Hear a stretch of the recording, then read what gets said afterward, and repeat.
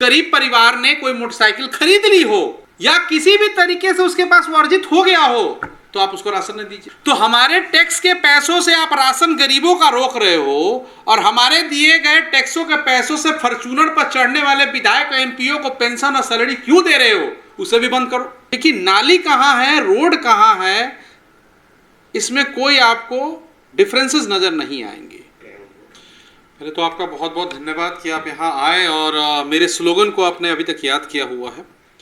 बदलेगा ढाका तो बदलेगा बिहार। कॉन्सेप्ट ये था कि जब तक हम अपने घरों को, अपने प्रखंड को, अपने विधानसभाओं के मुद्दों की चर्चा नहीं करेंगे, विधानसभा चुनाव एक बहुत बड़ा चुनाव होता है, जब तक आप मुद्दों की चर्चा नहीं करते हैं, कौन कौन से मुद्दे ढाका विधानसभा के होने चाहिए थे, उन मुद्दों को मैंने अपने चुनाव में एक पोर्टफोलियो के तहत पर रखने की कोशिश की थी। जहाँ तक अभी वर्तमान के परिप्रेक्ष्य में देखा जाए तो जो ये सरकार है या यहाँ के जो प्रतिनिधि हैं वो पूरी तरीके से हवा हवाई है। सड़कों की स्थिति अगर आप देखिएगा तो पूरी तरीके से मलाई चप बना हुआ है। मलाई चप, मेरा कहने का तात्पर्य ये है कि आप किसी भी महत्वपूर्ण सड़क पर या किसी भी एक गांव से दूसरे गांव या एक टोला से दूसरे टोला जाने के जो सड़कें हैं, अगर उन्हें आप देखिएगा तो आपके पैर में कादो माटी लगना ही लगना है। क्योंकि नाली कहाँ है, रोड कहाँ है, इसमें कोई आपको डिफरेंसेस नजर नहीं आएंगे। क्योंकि काम के नाम पर केवल और केवल भ्रष्टाचार है, लूट है यहाँ पर।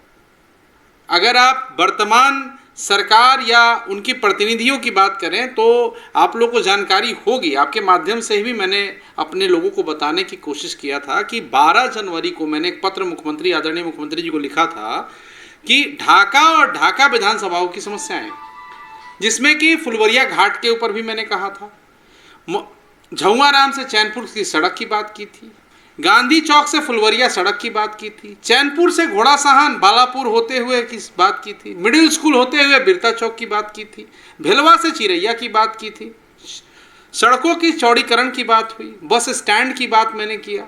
लेकिन हमारे जो अभी वर्तमान प्रतिनिधि हैं वो बात कम, खुशखबरियां ज़्यादा बांट रहे हैं। मेरा इतना ही मानना है कि खुशखबरी आप बांटिए, लेकिन पहले काम हो जाने दीजिए, फिर मैं ही आपको लड्डू खिलाने का काम करूंगा। तो काम तो हो नहीं रहा है, केवल सोशल मीडिया के ऊपर स्टंटबाजी हो रही है। चलिए, आपने इसमें एक शब्द आया हवा हवाई, से हमें भी याद आया कि एक समय में हवाई जहाज मोतिहारी से हवाई अड्डा की बात हो रही थी, मोतिहारी में बनाने की हवाई जहाज की बात हो रही थी। तो इस परिप्रेक्ष्य में जो मैं देख रहा हूँ, और अभी आपने जो बताया सड़क पे जो चलेंगे तो कीचड़ लग जाएगा, बस पड़ाव की आपने बातें कही, बिल्कुल ठीक है। तो आप इसको कैसे देखते हैं, हवाई अड्डा होना चाहिए या पहले बस पड़ाव होना चाहिए? सर, ये तो उस प्रतिनिधि को सोचना चाहिए जिसने सदन में आपको समय मिला, तो आप ढाका की बात ना करके आप मोतिहारी की बात करते हैं। हवाई जहाज ज़रूरत है, लेकिन कितने % लोगों को ज़रूरत है? बस स्टैंड की ज़रूरत क्यों है? क्योंकि बस का भाड़ा डीजल के भाव के बढ़ने के बाद बस का, प्राइवेट बसों का जो भाड़ा है वो इतना बढ़ चुका है और उस पर सरकार का कोई लगाम नहीं है। प्राइवेट संस्थाएं चला रही हैं, 1 रुपया डीजल का बढ़ता है, 5 रुपया भाड़ा बढ़ा देते हैं वो। लेकिन सरकारी बस स्टैंड होने से 160-155 रुपया में गरीब आदमी तो पटना चला जाएगा, मोतिहारी चला जाएगा। आज हम लोग अपने इलाज के लिए मोतिहारी जाना पड़ता है, पहले हम लोग दरभंगा DMCH जाते थे, सीतामढ़ी जाते थे, क्योंकि ट्रेनों का परिचालन इतना अच्छा था।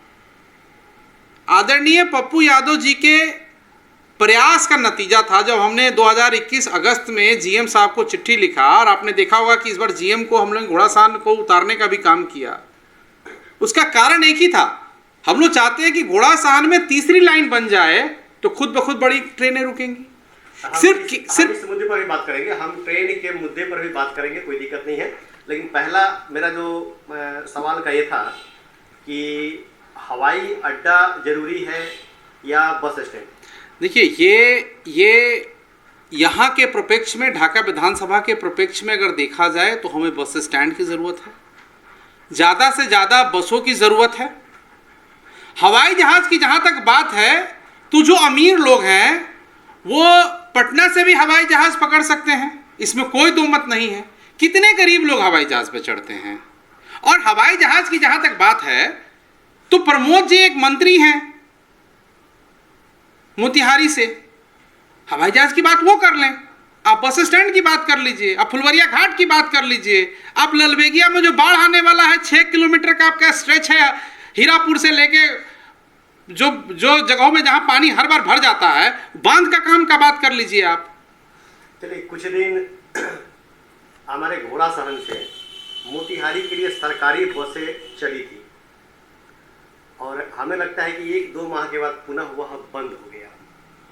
तो आपने अपने स्तर से इस पर कुछ किया है? मैंने सरकार को पत्र लिखा, आदरणीय मुख्यमंत्री जी को, उस पर संज्ञान भी लिया गया है। आप पता करें, ब्लॉक में जो सीओ साहब हमारे होते हैं उनको आदेश भी आया है डीएम की तरफ से, उसका नक्शा काटा जा चुका है। सरकारी बस स्टैंड जहाँ भी बने, क्योंकि प्राइवेट बसें तो वहाँ से खुलेंगी नहीं। आप देखिए मोतिहारी में सरकारी बस स्टैंड कहाँ से है, प्राइवेट बस स्टैंड कहाँ है? मुजफ्फरपुर में देख लीजिए कहाँ है, पटना में देख लीजिए गांधी मैदान और बैरिया में बस स्टैंड है, दोनों एक जगह से कभी नहीं खुलती हैं। तो सरकारी बस स्टैंड का नक्शा का काम मुझे जो बताया गया है सरकार की तरफ से, सरकार के अधिकारियों की तरफ से, कि नक्शा के ऊपर काम हो रहा है। लेकिन मैं माननीय प्रतिनिधि ढाका विधानसभा और शिवहर के सांसद साहिबा से जानना चाहता हूं कि वो कब पत्र लिखेंगी, उनके तरफ से कब काम होगा। 12 जनवरी को अभिजीत सिंह के द्वारा मुख्यमंत्री को पत्र लिखा जाता है, 12 तारीख को ही आदरणीय मुख्यमंत्री की तरफ से जवाब भी आता है, 15 जनवरी को आनंद फानंद में फुलवरिया घाट का पूजा होता है, बड़े शान और शौकत से इस बात की घोषणा होती है, खुशखबरी दी जाती है कि 31 मार्च तक पुल पर गाड़ी चढ़ा देंगे।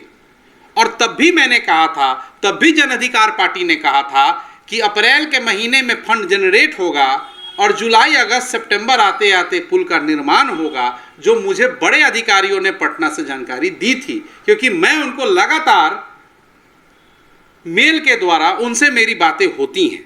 आप मेरा मेल आईडी देख सकते हैं, मैंने कितनी मेलें मुख्यमंत्री जी को भेजा है। मैंने तो ढाका की सारी सड़कों की बात रखी है। अभी आप देखिए कि 1,18,00,000 की लागत से हाई स्कूल ग्राउंड का निर्माण हुआ। आप लोग को याद होगा, चुनाव से पहले जिला परिषद अध्यक्ष ने उसका उद्घाटन किया था और बन किसी और फंड से गया। क्या लागत उसकी 1,18,00,000 है? हम तो चाहेंगे कि सरकार इसकी भी जांच करे कि उन पैसों का गमन कहां हुआ है, क्योंकि ढाका विधानसभा में आप देख लीजिए तो हर चीज में भ्रष्टाचार एकदम चरम पर है। इसीलिए जन अधिकार पार्टी एक कार्यक्रम 1 से 2 जून से शुरू करेगी। हम हर घर जाएंगे और भ्रष्टाचार मुक्त ढाका को बनाने की हमारा जो प्रयास है, उस प्रयास को हम करना शुरू करेंगे। लोगों तक पहुंचेंगे, लोगों को बताएंगे कि अगर आपसे कोई पैसे मांग रहा है, आपका काम नहीं हो रहा, आप वीडियो बनाएं, हम सबों से संपर्क करें। जन अधिकार पार्टी का एक एक कार्यकर्ता ब्लॉक से लेके, थाने से लेके, अस्पताल से लेके शिक्षा संस्थानों तक भ्रष्टाचार के खिलाफ लड़ाई लड़ने के लिए सज्ज हो चुका है। आदरणीय पप्पू यादव भी जून में ढाका विधानसभा में आ रहे हैं और इस कार्यक्रम के तहत उनके द्वारा हमारे कार्यकर्ताओं को भी मूल मंत्र दिया जाएगा और हम लोग उसके ऊपर काम करेंगे।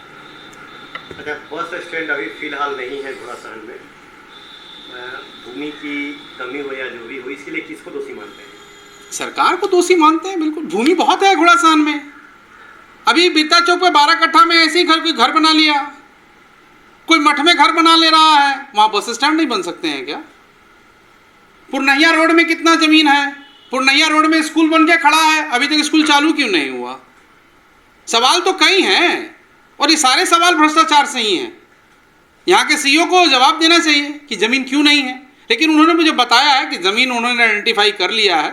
तो इस पर हम ज़्यादा नहीं कुछ कहेंगे, हम इंतज़ार करेंगे कि सरकार की तरफ से अगर इम्प्लीमेंट नहीं होता 1-2 महीनों में, तो फिर हम आदरणीय मुख्यमंत्री जी को चिट्ठी लिखने का काम जरूर करेंगे।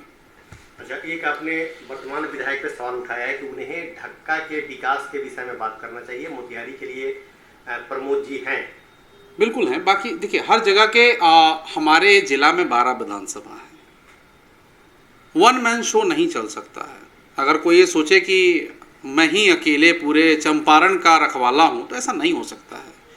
और आदरणीय वर्तमान प्रतिनिधि जो हैं वो दूसरी बार विधायक बने, उन्हें सिखाने की ज़रूरत नहीं है, वो प्रपक्व इंसान हैं, 30 साल की राजनीति करके आए हैं और फिर भी वो मुद्दों से भटक जा रहे हैं, तो ये खेद का विषय है, ये शर्म का विषय है। और उनके रहते अगर भ्रष्टाचार बढ़ रहा है तो ये तो और शर्म की विषय है कि जो व्यक्ति 5 साल पहले और 1.5 साल अभी 6.5 साल रह चुका हो, वो मुद्दों की बात ना कर रहा हो, वो राजनीति की बात ना कर रहा हो, वो विकास की बात ना कर रहा हो, वो भ्रष्टाचार रोकने की बात ना कर रहा हो, तो आपको और कितना सीखना है। चलिए, अब इसके बाद आपने ठान ही दिया है और मुद्दे को थोड़ा सा मोड़ दिया है, तो ट्रेन की ओर जो है आते हैं। जैसा कि एक ट्रेन यहाँ से राजधानी के लिए चल रही है, पटना के लिए, और उसके हिसाब से लोगों को काफ़ी सहूलियत भी हो रही है, क्योंकि बस के भाड़े में और इसमें काफ़ी अंतर है। लेकिन टाइमिंग पर और संख्या बढ़ाने पर क्या कुछ कहेंगे आप?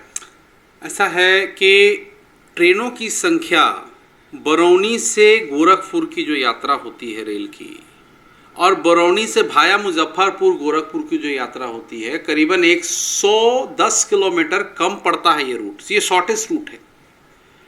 ये तो यहाँ की सांसद साहिबा को आवाज़ उठाना चाहिए कि ट्रेन के फेरा बढ़ाइए। 8:15 पर दोबारा क्रांति एक्सप्रेस आदरणीय पप्पू जी की देन है। आप लोगों ने देखा कि हम लोगों ने पेपर में स्टेटमेंट भी दिया, हम लोगों ने हमसे कागज़ भी मांगा गया कि आप कब जो है चिट्ठी लिख दिए। एक प्रेस के भैया नहीं मांगा कि आप गलत बोल रहे हैं। मैंने उनको दिखाया कि अगस्त के महीने में जीएम ऑफिस को चिट्ठी दिया, समस्तीपुर डीआरएम को चिट्ठी दिया, और लगातार आदरणीय पप्पू यादव जी जीएम से बात करने का नतीजा हुआ हम लोग कामाख्या, कटरा कामाख्या और सद्भावना की भी बात कर रहे हैं। आपको मैं बता देता हूं, हम लोग उसको भी रोकने की बात कर रहे हैं, क्योंकि यहाँ रिजर्वेशन काउंटर है, घोड़ासान आदर्श स्टेशन है, और अगर तीसरा लाइन हमें डबलिंग में मिल जाता है तो हमें किसी के आगे हाथ जोड़ने की जरूरत नहीं है, कोई आंदोलन करने की जरूरत नहीं है, ट्रेन खुद ब खुद रुकेंगी। समस्या यहां यह है कि जानकारियां कम हैं, किस प्रकार से चीजें होंगी, घटित होंगी, और किस प्रकार से काम होगा, इस पर चर्चा नहीं होता है। चर्चा केवल इस बात पे होता है कि हम आंदोलन करेंगे। कौन चीज का आंदोलन करेंगे आप? किस चीज का आंदोलन करेंगे? यहां आंदोलन भी लोग किए ट्रेन रोकने के लिए, उसका क्या लाभ हुआ? कई हजार गरीबों के ऊपर केस हुआ।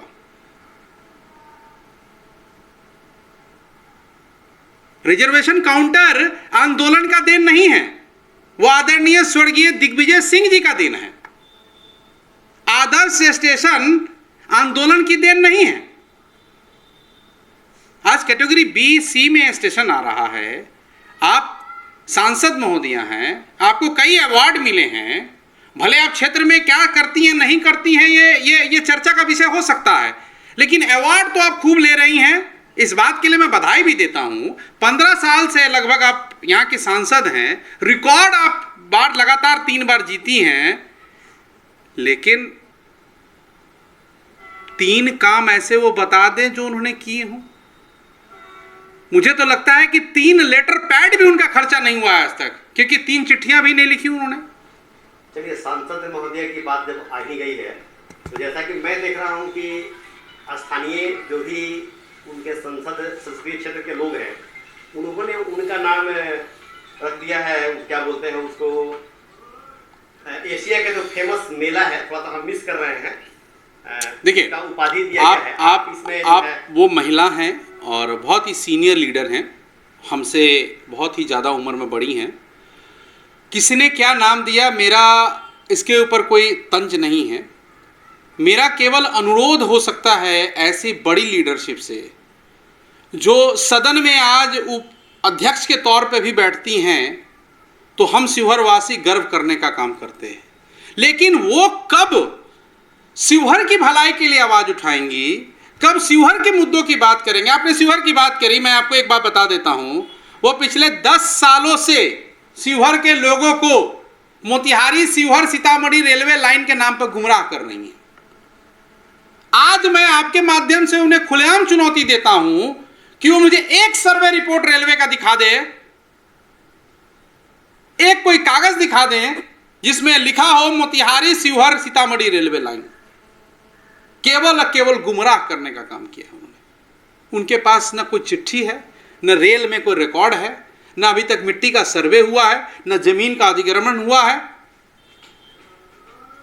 हम लोग उनका बिल्कुल, मैं एज ए जूनियर, मैं बहुत उम्र में छोटा हूं उनसे, लेकिन शिवहर के लिए आपने 3 कौन से काम किए हैं आप वो बता दीजिए। 31 तारीख फुलवरिया घाट आपसे नहीं बना, सीतामढ़ी शिवहर मोतिहारी रेलवे लाइन आपसे नहीं बना, घोड़ासहान में रेल नहीं रुका, ढेंग बरगिनिया में रेल की क्या स्थिति है आप देख लीजिए। तो फिर आप क्या किए? अवार्ड लेना, मेरे भी कमरे में देखिए कितने अवार्ड है, मैं तो कोई सदन में नहीं हूं। ठीक है, ऐसी स्थिति में उनके लिए आपके अंदर कोई शब्द है क्या? नहीं, मेरा उनसे अनुरोध है कि 15 साल से कोई अगर सदन में है तो मैं उनसे अनुरोध ही कर सकता हूं कि थोड़ा सा आप शिवहर के प्रति सचेत हों।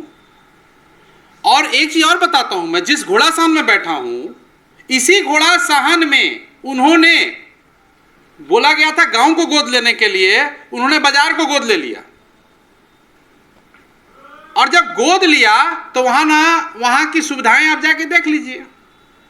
साइकिल निकलना मुश्किल है, मोटरसाइकिल का बात तो छोड़ दीजिए। तो मोदी जी को अपना रिपोर्ट कार्ड लेना चाहिए। गोद लिए तो क्या किए? अच्छा, एक शब्द छड़कर सामने आ रही है क्योंकि आप विपक्ष में हैं, आपकी जो पार्टी है विपक्ष में है, और लोगों का यह मानना होता है, या जो सत्तारूढ़ पार्टी है उनका मानना होता है कि जो विपक्ष में है उनका कुछ भी कीजिए वे विरोध ही करते हैं। तो क्या कहेंगे?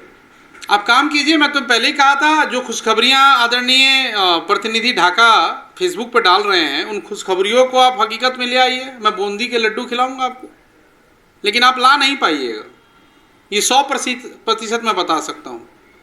क्योंकि पिछले 5 साल जो आप जब थे तो आपने क्या किया, 1.5 साल में आप क्या कर रहे हैं ये भी दिख रहा है। अच्छा, ऐसे स्थिति में मान लीजिए ढाका विधानसभा हो या शिवहर संसदीय क्षेत्र हो, विकास अवरुद्ध है, विकास नहीं हो पा रहा है, तो आम लोग क्या करें? देखिए, पहले तो लोगों को भी सचेत होना पड़ेगा कि धर्म और जाति के बैसाखी पे जो ये लोग सदन में जाने का काम करते हैं, जय श्री राम और अल्लाह अकबर के नाम पे जो सदन में जाने का काम करते हैं, पहले इसको रोकना होगा। मैं जब चुनाव लड़ रहा था 2020 में, तब भी कहा था कि जो भी लोग चुनाव लड़ रहे हैं वो एक मंच पर आएं और अपना अपना एजेंडा दें। वो क्यों लड़ रहे हैं चुनाव, किन मुद्दों पर चुनाव लड़ रहे हैं, वो चुनाव जीतने के बाद ढाका के लिए क्या करेंगे।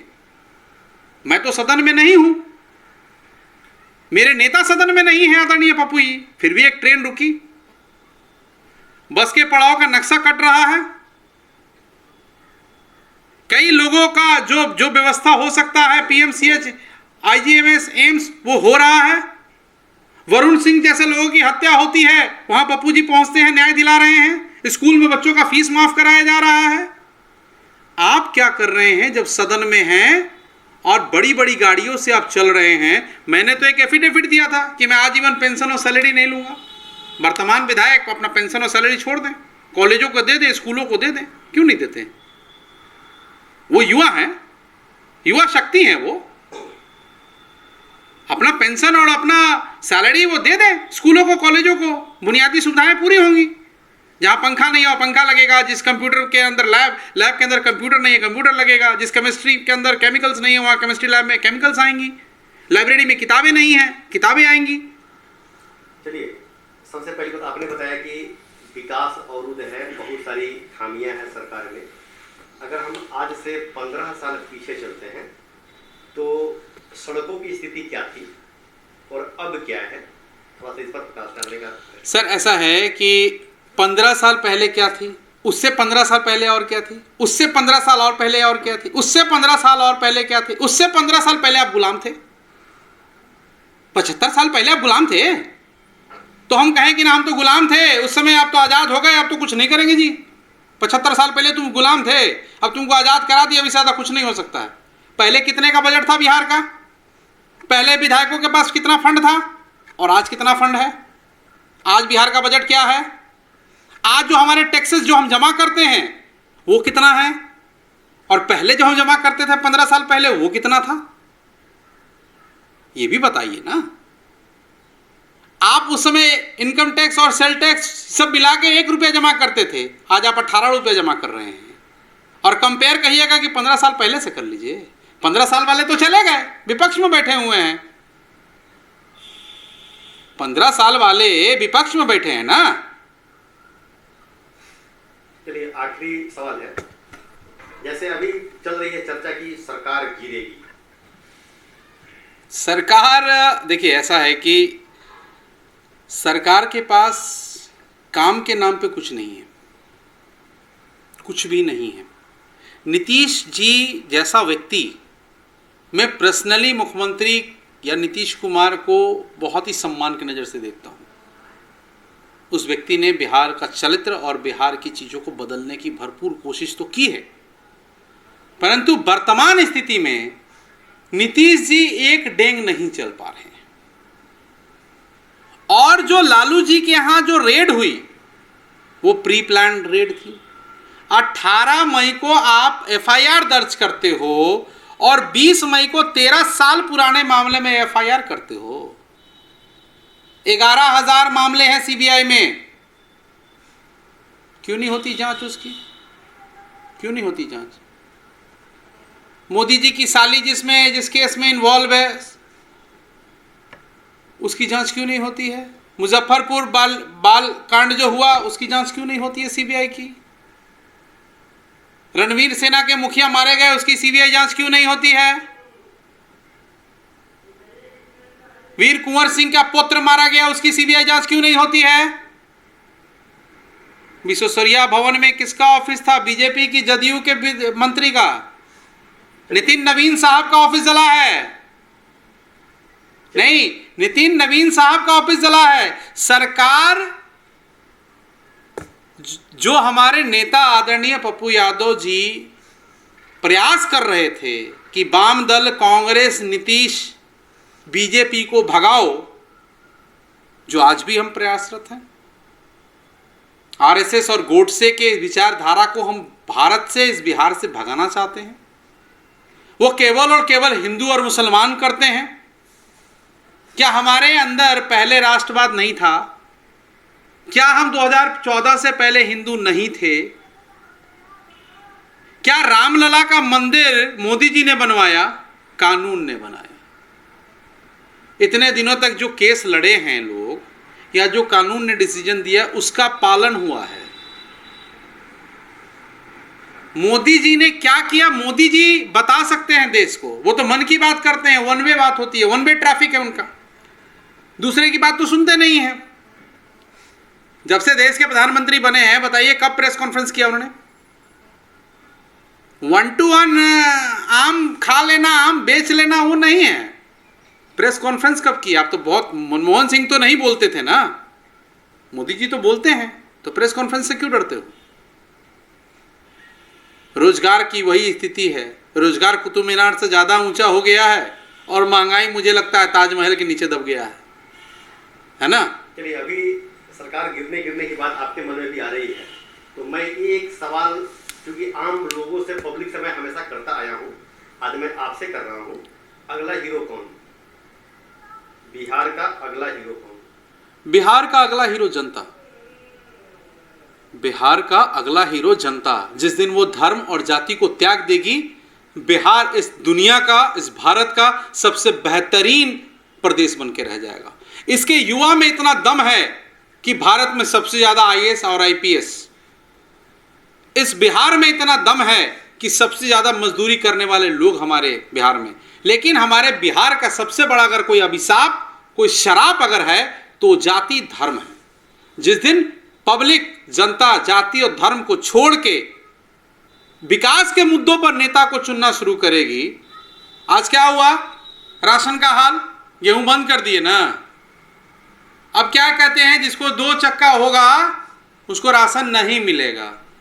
तो जो विधायक एमपी फॉर्च्यूनर पे चढ़ेगा उसको पेंशन और सैलरी नहीं मिलेगा, सरकार तय कर दे। कहीं गलती से उस गरीब परिवार ने कोई मोटरसाइकिल खरीद ली हो या किसी भी तरीके से उसके पास वो अर्जित हो गया हो, तो आप उसको राशन नहीं दीजिए। तो हमारे टैक्स के पैसों से आप राशन गरीबों का रोक रहे हो, और हमारे दिए गए टैक्सों के पैसों से फॉर्च्यूनर पर चढ़ने वाले विधायक एमपीओ को पेंशन और सैलरी क्यों दे रहे हो, उसे भी बंद करो। वैसे भी विधायक और एमपी को सैलरी का कोई अधिकार नहीं होना चाहिए। राजनीतिक एक रोजगार नहीं, एक सेवा है, सेवादारी है, और आपको सेवादारी करनी चाहिए। अगर सेवादारी नहीं कर सकते हैं आप, तो राजनीति मत कीजिए, बिजनेस व्यापार की